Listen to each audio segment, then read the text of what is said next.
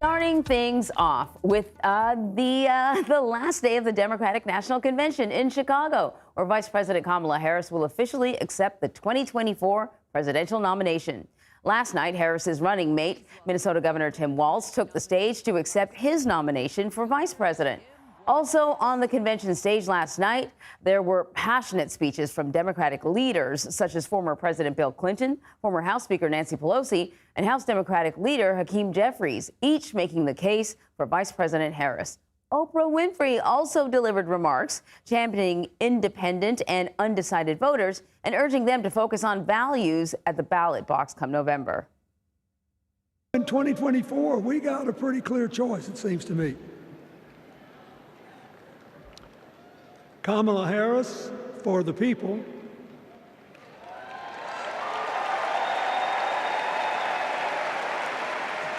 and the other guy who's proved even more than the first go-around that he's about me, myself, and I. I know that Vice President Harris is ready to take us to new heights. Soon and very soon, we're going to be teaching our daughters and sons about how this child of an Indian mother and a Jamaican father, two idealistic, energetic immigrants,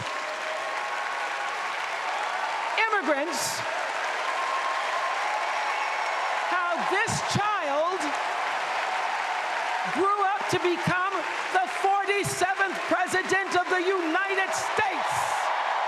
It's the honor of my life to accept your nomination for Vice President of the United States. It's the fourth quarter. We're down a field goal, but we're on offense and we've got the ball. We're driving down the field.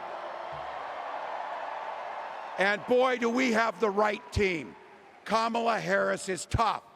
Kamala Harris is experienced, and Kamala Harris is ready. So joining me now with the latest from Chicago is senior White House correspondent Weijia Jiang. So Weijia, Governor Tim Walz delivered his speech last night. We saw a little bit of it. Got to introduce himself to America. How did he do?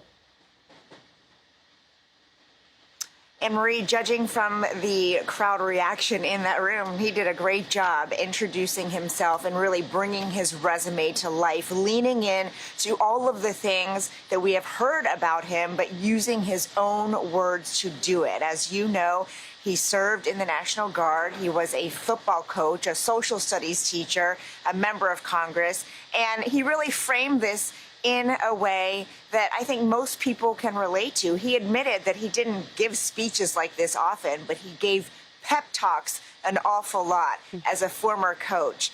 And, you know, when he came out, one of the lines that stuck the most was, "You never underestimate a public school teacher." And Anne-Marie, in the crowd, I can tell you that, you know, people were holding signs that read Coach Walz. And there were many chants of Coach, Coach, Coach. And again, this is part of who he is, his personality. People have compared him to Ted Lasso because of his joyful nature, because of, you know, his happy-go-lucky way about him, but also because he has a track record of taking losing teams and making them champions, bringing them to states, whether it's football or track.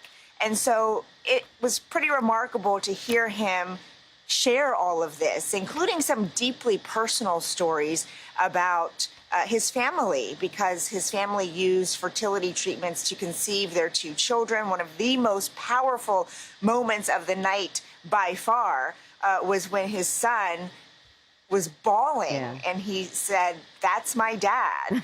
And so, you know, these are all little pieces of who Tim Walz is. It's only one speech, but it was the speech of his political career. And I think that the reception is undeniable, Anne-Marie.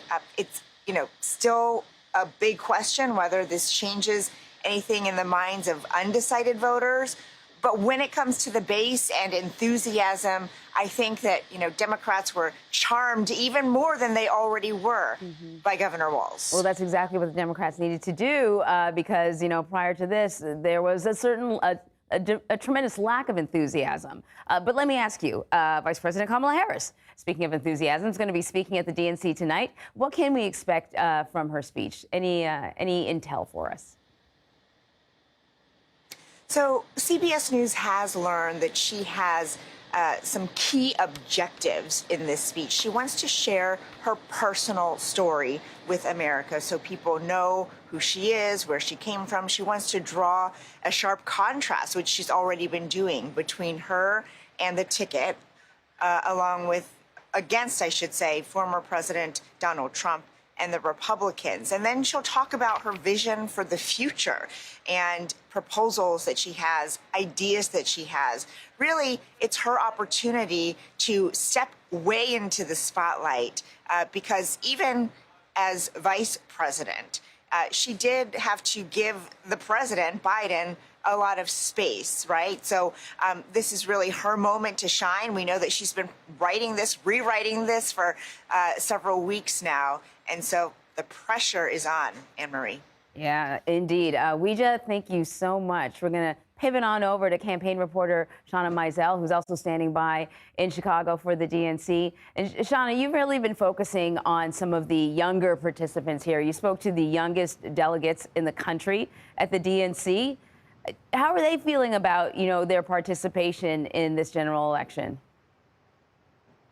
Anne-Marie, good morning. That's right. I spoke to the two youngest delegates in the country, Isaac and Beatrice. Now, Isaac will turn 18 just 3 days ahead of the election, and Beatrice 1 week before. Now, they were already signed up and in the process of being delegates before Biden stepped down and endorsed Harris, who is now the presumptive Democratic nominee. But the excitement that they had has only grown since then.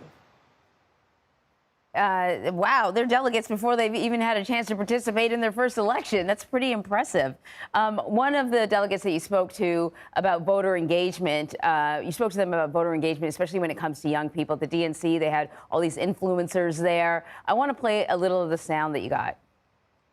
I think young voters definitely need to be more involved. We are the future, and the policy decisions that are enacted now will affect us more than anyone else. So it is time that we use our voice to give thought to issues that matter to us and solutions that we think will impact our future in the greatest way. So having influencers at the DNC is one thing, but, especially, a young person like that wants to know about the issues and how they're going to be impacting them. How have Democrats been doing in terms of educating and informing younger voters about what they plan to do if they are able to get into the White House? Well, Isaac is one of the younger delegates, and he really represents the younger electorate. When we look at the polling, younger voters care about different issues. For Isaac, his top issue is health care. He has type 1 diabetes, as does his mother, and so health care is going to be at the top of the mind for him. But you have seen the Democratic Party out on apps like TikTok, really seeking to connect, engage with young voters. All right, Shawna, thank you very much. Thanks, Anne-Marie.